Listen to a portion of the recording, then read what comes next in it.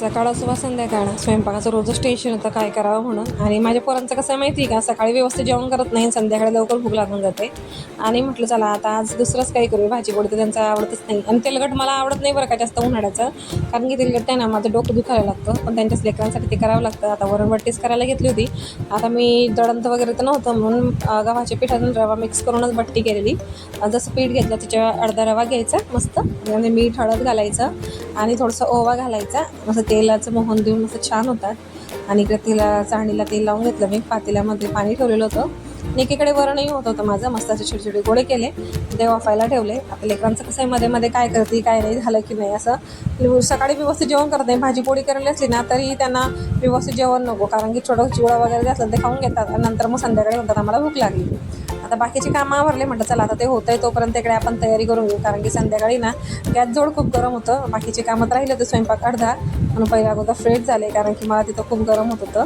म्हणून आता हे कुंकू मला मस्त मक्ताईच्या मंदिरातून भेटलेलं आहे, ते खूप छान दिसतं कपाला. म्हटलं चला लावून. नंतर परत आले तिथंच, इकडे वरणही झालेलं होतं. आता त्याच वरणं काढून घेतलं आणि त्याच कुकरमध्ये ना मला भाजी करायची होती, कारण की कढई वगैरे भरवण्यापेक्षा ना मस्त कुकरमध्ये भाजी मस्त शिजते. इकडे वरण मी इकडं उकळीला ठेवून दिला, आणि इकडे मस्त असं कुकरवरती तेल वगैरे टाकून मस्त फोडणी देऊन देऊ पटकन.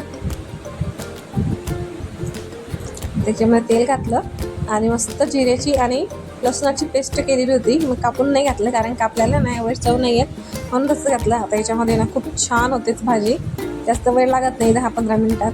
आणि बेसिक घरचेच मसाले घातले आणि कांदा घालून द्यायचा, जास्त वेळ शिजवायची गरज पडत नाही. जसं पंक्तीमध्ये कांद्याची भाजी होते ना तशीच ती भाजी होते.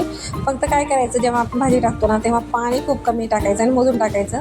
इथे मी फक्त 1.5 कप पाणी टाकलेलं आहे भाजीमध्ये मोजून, कारण की जास्त जर टाकलं ना अंदाजे टाकला तर कमी किंवा जास्त होऊ शकतं. कमी झालं तर चालेल पण जास्त नाही झालं पाहिजे, जास्त झालं तर भाजी पानचटही होते आणि पूर्ण पाणी पाणी होऊन जाते. म्हणून आता हिला 5-10 मिनटं होऊ देऊ, तोपर्यंत म्हटलं चला इकडे वरणही उकडीला आलेलं होतं, पटकन बट्ट्या वगैरे तळायला घेतल्या, कारण की पोरांचं पटकन देवाला उपहार दाखवला की म्हणजे त्यांना जेवण देऊन देऊ, बाकीचे कामं आपले होतच राहतात. नंतर मी इकडे बट्टीचा आहे ना मस्त असा काला करून दिला आणि याला म्हटलं चल तू आता देवाला उपहार दाखवून दे आणि जेवण कर. चला व्हिडिओ इथेच थांबवते, भेटूया नेक्स्ट व्हिडिओमध्ये, तोपर्यंत बाय बाय.